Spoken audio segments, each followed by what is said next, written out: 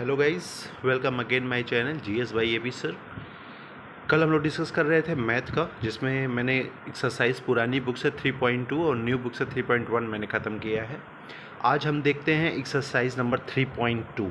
3.2 ये new book से है और ये सब्स्टिट्यूशन मेथड है जिसके क्वेश्चंस आज सॉल्व किया जाएगा। और हम देखते हैं सब्स्टिट्यूशन मेथड के क्वेश्चंस कैसे सॉल्व किए जाते हैं। तो स्टार्ट करते हैं क्वेश्चन नंबर 1 से। बहुत क्वेश्चन इसमें, क्वेश्चन 1 में ही 6 पार्ट है, उसके बाद क्वेश्चन नंबर 2 है, फिर 3 में भी अच्छे खासे पार्ट है। तो थोड़ा फास्ट ट्रैक में हम क्वेश्चंस को देखेंगे और समझेंगे। सबसे ज़रूरी ये समझना है कि सब्स्टिट्यूशन मेथड होता क्या है। तो एग्जाम्पल के जरिए ही मैं उसे समझाने की कोशिश करता हूँ। जैसे दिया है x plus Y equal to 40, equation number 1, और दूसरा इक्वेशन दिया है x minus Y equal to 4। ये है इक्वेशन नंबर 1 और ये है इक्वेशन नंबर 2। देखिए, सब्स्टिट्यूशन मेथड में क्या करना होता है, किसी एक वेरिएबल की हम वैल्यू निकालते हैं और उस वेरिएबल की वैल्यू दूसरे इक्वेशन में उसे पुट कर दिया जाता है। जैसे x plus Y equal to 14 है, तो एक वेरिएबल, मैं हमेशा x की वैल्यू निकालना पसंद करता हूँ, तो x की वैल्यू हो जाएगी 14 माइनस वाई, क्योंकि प्लस वाई इधर जाएगा तो क्या हो जाएगा, माइनस वाई। इसे हम कहते हैं इक्वेशन नंबर 3। बस यही x की वैल्यू, यानी एक इक्वेशन से एक वेरिएबल की वैल्यू निकाल के दूसरे इक्वेशन में उसे पुट कर देना होता है। लिखा क्या जाएगा, यूज इक्वेशन 3 इन 2 क्या था, x minus Y equal to 4। x की वैल्यू है 14 माइनस वाई अपनी जगह पे, ये हो जाएगा 14 माइनस 2y इक्वल टू 4, यानी minus 2 equal to 4 minus 14 equal to minus 10। Minus minus दोनों जगहों से ख़त्म, तो y इक्वल टू हो जाएगा 10/2 यानी 5। यही हो गई y की वैल्यू। क्लियर, ऐसे ही निकालना होता है। सब्स्टिट्यूशन मेथड बहुत ही ईजी है। यही कि y की वैल्यू आप पुटअप कर दीजिए, put value of y in 3, तो x की वैल्यू क्या हो जाएगी, 14 माइनस वाई है, तो 14 माइनस 5 कितना हो जाएगा, 9। यही एक्स वाई की वैल्यू है और इसी को सब्स्टिट्यूशन मेथड कहते हैं। यानी एक इक्वेशन से हम एक वेरिएबल की वैल्यू निकालेंगे और उसी वैल्यू को हम दूसरे इक्वेशन में क्या कर देंगे, पुट कर देंगे। इसी को बोलते हैं सब्स्टिट्यूशन मेथड, जहाँ से क्वेश्चन आने की पॉसिबिलिटी होती है। लेकिन मैं फिर क्लियर कर दूं, ये क्वेश्चन नंबर 1 था तो थोड़ा इजी लग रहा था हमें। सब्स्टिट्यूशन मेथड इतना इजी नहीं है, बड़े आराम से इसके क्वेश्चंस को टैकल किया जाएगा और बड़े आराम से इसके क्वेश्चन को सॉल्व करने की कोशिश की जाएगी।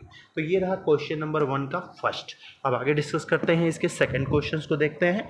धीरे धीरे जैसे क्वेश्चन हम लोग आगे करते जाएंगे थोड़ा लेवल टफ होता जाएगा, लेकिन अगर मेथड आपके ध्यान में रहेगा तो कभी कोई क्वेश्चन टफ नहीं होते हैं, है ना। फर्स्ट का सेकंड कह रहा है s minus T equal to 3, ये हो गया क्वेश्चन नंबर 1 मान लीजिएगा। दूसरा है s/3 plus t/2 equal to 6। अब देखिए, थोड़ा सा टफ कर दिया क्वेश्चन, अपान में कर दिया। घबराने की बिल्कुल ज़रूरत नहीं, जो आपको मेथड पता है वही यूज़ करिए। इक्वेशन नंबर 1 क्या दिया है, s minus T equal to 3, तो एक वेरिएबल की वैल्यू निकालते हैं, तो s इक्वल टू हो जाएगा 3 + 2 और इसे इक्वेशन 3। वही सेम प्रोसेस। अब क्या, इक्वेशन 3 यूज इन इक्वेशन 2। हमेशा याद रखिएगा, एक इक्वेशन से एक वेरिएबल की वैल्यू निकालते हैं और उस वैल्यू को दूसरे इक्वेशन में हमें पुटअप करना होता है। अब ऐसा मत करना कि एक से इक्वेशन की में वेरिएबल की वैल्यू निकालना, फिर वही वैल्यू फिर उसी इक्वेशन में रख देना, ऐसा कुछ नहीं। एक इक्वेशन से एक वेरिएबल की वैल्यू निकालना है, दूसरे इक्वेशन में उसे पुट करना है। करते हैं। तो s मैं डायरेक्ट कर रहा हूँ, s की वैल्यू हो गई 3 + t/3 है और प्लस t/2 है ही इक्वल टू 6। 3 और 2 का एलसीएम हो गया 6, तो 3 2 जा यानी 2, 3 + t, 2 3 जा यानी 3t इक्वल टू 6। मल्टीप्लाई करते हैं तो 6 + 2t + 3t और 6 इधर आ जाएगा तो 36। 5t क्या हो जाएगा, 36 - 6 हो जाएगा 30, तो t इक्वल टू क्या हो जाएगा, 6। ये क्या हो जाएगा आंसर। देखिए कितना इजी है, कोई दम नहीं, बिल्कुल वही सेम मेथड। अब ये t की वैल्यू किसमें पुटअप कर दो, 3 में। Put in 3 the value of t, तो यस क्या है 3 प्लस टी यानी 3 प्लस 6 से कितना हो जाएगा 9। ये क्या हो जाएगा आंसर, बात खत्म। यही है एस और टी की वैल्यू। क्वेश्चन बहुत ईजी, सब्स्टिट्यूशन मेथड बहुत ईजी, बस आराम से क्वेश्चन को टैकल करते जाइए और सारे क्वेश्चन आराम से करते जाइए। 3 से 4 नंबर के ये क्वेश्चंस बनते हैं, आप इसे छोड़ नहीं सकते, क्योंकि सब्स्टिट्यूशन मेथड या एलिमिनेशन मेथड यहाँ से एक क्वेश्चन जरूर बनेगा। बेसिक वाले जो बच्चे मैथ में बेसिक लिए हैं उनके लिए तो कंफर्म है एक क्वेश्चन बनना ही बनना है। स्टैंडर्ड वालों के लिए भी कभी कभी क्वेश्चन यहाँ से बनाए जाते हैं, है ना। चलिए फर्स्ट का थर्ड देखते हैं।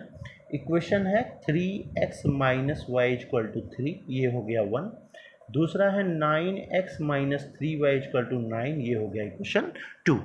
फिर वही काम इक्वेशन 1 ले लेते हैं, तो 3x minus Y equal to 3, तो 3x क्या हो जाएगा 3 प्लस वाई, तो x क्या हो जाएगा 3 प्लस वाई बाई 3, और इसे हम कहते हैं क्वेश्चन नंबर 3। कोई प्रॉब्लम नहीं, आराम से ट्रांसफर करके एक वेरिएबल की वैल्यू निकाल लो। सेम वही line, put the value of x in equation 2। First से निकाला तो 2 में पुटअप करो, तो 9 अपनी जगह पे, x की जगह पे 3 plus Y by 3 minus 3y equal to 9। अभी इनटू में है तो कट सकता है बड़े आराम से, 3 का अंदर मल्टीप्लाई तो 9 plus 3y minus 3y equal to 9, 3y खत्म, यानी 9 इक्वल क्या आ रहा है 9। ये तो बड़ा अजीब आ गया है ना, यहाँ तो x y की वैल्यू ही निकल नहीं रही है। तो आप क्या लिखिएगा, we haven't found the value of y, so it's not a pair of linear equation or equation. ये कोई इक्वेशन नहीं बनेगा, क्योंकि यहाँ x और y की वैल्यू निकाली नहीं जा सकती। सिंपल अगर एक लाइन में लिखना होगा सोल्यूशन तो लिख दीजिएगा there is no solution, there is no solution, simple, कोई टेंशन नहीं। यहाँ तक आराम से y को काट दीजिएगा, नीचे लिखे देयर इज नो सोल्यूशन, और कुछ लिखे जाने की इसमें ज़रूरत नहीं है। तो इसमें बिल्कुल भी घबराइएगा मत कि एक ऐसा आंसर आ गया, ऐसा कुछ नहीं है। बड़े आराम से लिख देना there is no answer, there is no equation, there is no solution, simple. First का फोर्थ देखते हैं। एक आध क्वेश्चन ऐसे मिल ही जाते हैं थोड़ा कंफ्यूज करने के लिए, तो परेशान होने की जरूरत नहीं है उसमें। 0.2x plus 0.3y equal to हो जाएगा 1.3। दूसरा इक्वेशन है 0.4x plus 0.5y equal to 2.3, ये हो गया 1 और ये हो गया 2। फिर घबराने की जरूरत नहीं, एक इक्वेशन को उठाते हैं, तो 0.2x plus 0.3y equal to 1.3, तो 0.2x क्या हो जाएगा 1 माइनस 3 माइनस 0.3y। डेसिमल से घबराने की ज़रूरत नहीं है, चाहो तो बड़े आराम से डेसिमल पहले ही हटा सकते हो, लेकिन अगर नहीं भी हटाते हो तो भी घबराने की ज़रूरत नहीं है। बड़े आराम से क्वेश्चन जिस मेथड से करते आ रहे हैं उसी मेथड से करिएगा। लाइन सेम है, यूज़ 3 in 2, यूज़ 3 in 2 करते हैं।